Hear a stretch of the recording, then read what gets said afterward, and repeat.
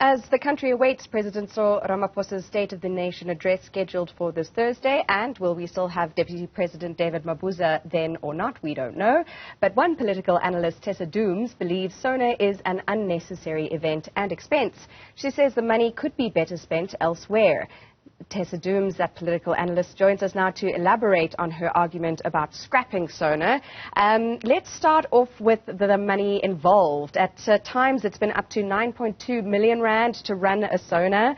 We're sitting at around, I think it was 4 million rand for the last one, but it was at the City Hall, and there had to be all these changes because of the fire. Any idea on how much we're looking at paying for this one-day event this year? No, I don't. But my argument is really less about the money spent and more about the efficacy of the entire spectacle, because that's really what it's become.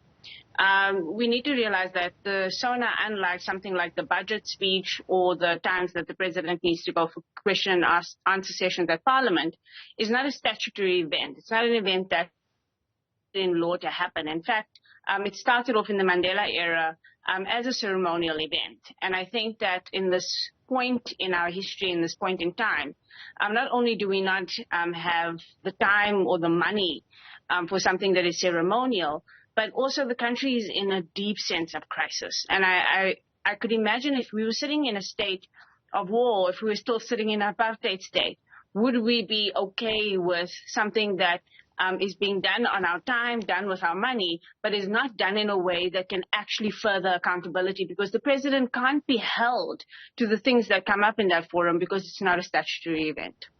So if we did scrap SONA in the context of the kind of socio-economic challenges South Africa is facing, the energy crunch at the moment and Eskom's ongoing incapability to keep power supply going, that might actually leave us with even less, because we wouldn't even have sight of the president.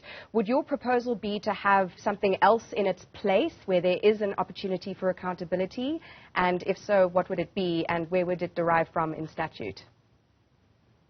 Yeah, the idea that the president only shows up for something like a SONA but is not available to the public to give account on a regular basis, and in forums where it's not just him speaking to the public, but the public and the media and everybody being able to engage back at him, is part of our problem. I remember during the COVID period, many journalists made the argument, rightfully so, that the president can't just address the nation, make proclamations and make pronouncements and decisions that he's made, where he's not willing himself to even be asked about those things that he's deciding on. We go through this when he makes, or when there are reshuffles and changes in government, where we have a president who thinks that he can just have a one-directional conversation with the country and not be questioned at all. And the most we'll get from him is on pavings. You know, you find the president at a doorstop, and then you get answers to questions that we should be getting answers to ordinarily. And so I think there are two things that need to happen. One is that we need more regular media engagements with this president and his cabinet in general. I think one of the good things about SONA was that cabinet was more available, but not the president himself. But we certainly need more opportunities to have a question and answer engagement at a media level. But the second is that there are 4 opportunities within the parliamentary schedule for the president to give question and answer sessions, and 4 for the deputy president. Those need to be a lot more engaged with the public beforehand. So members of parliament need to take seriously asking the public what the public would like to hear from the president, rather than only what will suit the politicians at the time. I think we do need more opportunities for public participation and public engagement. So the president does, for instance, presidential imbizos. Those presidential imbizos are usually these very large-scale events where, again, he just does a speech and then goes home. We need to change the culture, and that shouldn't only apply to the president. It should absolutely apply to mayors, to premiers, to MPs themselves. But what we cannot continue to do is have these big ceremonial rally speeches or speech like the SONA that goes on for 2 hours, where we cannot actually ask the president the questions that we have, but are just subject to what is he feels he wants to tell us at the time. So that point about more accessibility and accountability from cabinet members and the president sort of echoes very nicely a discussion we had earlier on Newzroom Afrika with Professor Zwelinzima Ndevu, who is Director of Public Leadership. I suppose the thing there is finding ways to ensure and facilitate this dialogue between the voting electorate and the head of state. Do you think there is a need for a public office in the presidency to facilitate this, or is it ensuring that existing avenues through parliamentary processes are leveraged more? How do we open up these spaces so that people can reach the head of state? It's really already two existing platforms. So if you think about the spokesperson of the president and the entire GCIS, Government Communication Services, they absolutely could be doing more to have more proactive engagement from the presidency and more dialogue opportunities with the presidency. So if you think about a country like the USA or even a country like the UK, we know from having watched those countries that their press, the presidential press, is an actual core of people who have regular access to people who work in the presidency and almost on a daily basis sometimes have the opportunity to ask questions. We certainly don't have that kind of facility. So even if it's not the president himself, we certainly need more access to the presidency, and that includes the minister and the presidency. But another proposal that's been made in Parliament is for us to have an oversight body for the presidency itself. So we have many committees, and those committees are usually attached to a department. So every department has a group of parliamentarians that focus in on that department. We do not have the same for the presidency. And that also means there's less opportunity for Parliament to call the president into Parliament the way it does with, for instance, the Minister of Public Enterprises, who has routinely kind of ignored those from time to time. But at least there's a portfolio committee that can call in either the minister or the DG and say, please account for this. We definitely need the same with the president, and I'm not sure why there's any resistance to that idea. So, Tessa, in terms of, or Ms. Dooms, I should say, Ms. Dooms, in terms of Ramaphosa, thank you.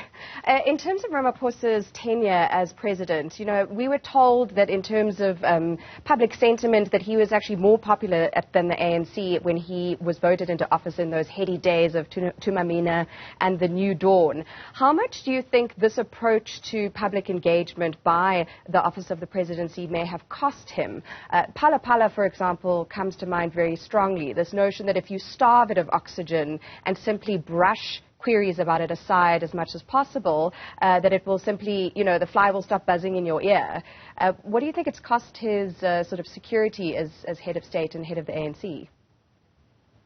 Well, I mean, even the latest surveys that have been done still show that he is more popular than the ANC. But I think that's got to do less with his rising popularity and more with the ANC's declining popularity. So that measure is not really a useful one unless you had a very strong ANC that had, growing support in the public. What we really should be thinking about is whether or not this president has the confidence of the nation. And I don't think he has the confidence of the nation. Popularity is one thing, and governance isn't a popularity contest. It's a contest of whether or not we trust someone to represent us. And I think that we need to start testing for that sentiment. Is this the person you trust? Mm-hmm. At the Rivonia Circle, we did a survey last year where we were asking what kind of person we see as leading our country more effectively. And I was shocked to see that businessman ranked very low. I mean, it ranked lower than I think anything else that was on the list in terms of options of the kind of background and track record you'd want somebody to have. I think academic was probably the highest. And that for me was a sign that people have experienced this kind of idea of a businessman coming in with business skills and have not seen the kind of results that everybody had hoped for.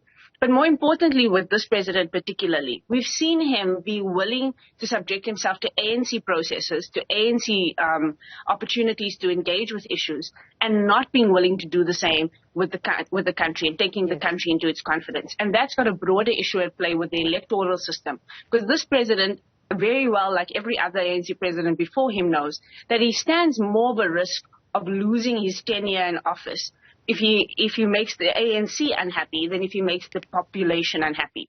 And that's because he is at the behest of the ANC. The ANC can recall him, we as the population can't. And so we must think carefully about the fact that we can't influence MPs to vote. and call him to order in terms of the vote or hold him accountable in terms of impeachment. We've seen that process last year already. And we have no direct vote against him because we didn't vote for him. So we must have conversations about electoral processes and electoral reform so that we can have more accountability from a president or anyone that is taking elected office. I hate to break it to you, but I think SONA is going to go ahead, despite your forceful arguments that it shouldn't. As we look to it, you know, I've thought of SONA often as trying to put lipstick on a pig, if you'll allow the expression, that instead of having a leader take us into his or her confidence and say, listen, it's a shambles. This is what we're up against. This is where we're struggling. This is where we know we failed you. And here's how we are currently in the throes of trying to fix it. It can feel like a bit of a punt of a hollow dream. You know, what the Ramaphosa presidency has really taught us is that you can literally have Groundhog's Day every February, because we have had the same speech recycled in different ways since this president has taken office. And I encourage everybody to actually go back and read previous speeches and see if you don't come up with exactly the same kinds of things. We're going to talk again about ESCOM, and we're going to talk again about the structuring of ESCOM. And that was in his first State of the Nation address when he first mentioned unbundling. We are still nowhere near even understanding what unbundling would mean if it was implemented, and yet we are now at stage 6 load shedding as a normal part of our lives. What the SONA needs to do, if it's going to do anything, like you said, we may just, be stuck with this. Number one is that it needs to be more than a state of government address, and it needs to be more of a state of the country and the state of the nation address.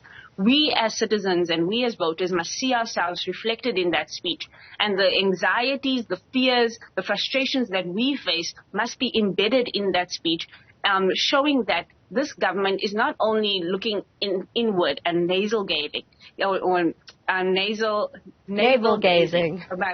My apologies. But it is actually taking a temperature test of the country, and it understands where the country is. But more importantly, we need some prioritized solutions that are going to be implemented in the next 6 to 12 months. I don't want to hear about trains and smart cities. We need to be talking about very implementable, practical things that not only the government is going to do, but where's the social contract that we've been speaking about? So tell us about the state of civil society and civil society's role in the next 12 months. Tell us about the state of business and how business is going to come along. This is not only a president that is leading government, it's a government that is leading society. And if the ANC takes itself seriously as the leader of society, it should be getting its inputs for the State of the Nation address beyond itself. And it should be thinking about giving people a sense, not of hope in a fairy tale sense, but a hope in a practical sense that they can be held accountable to.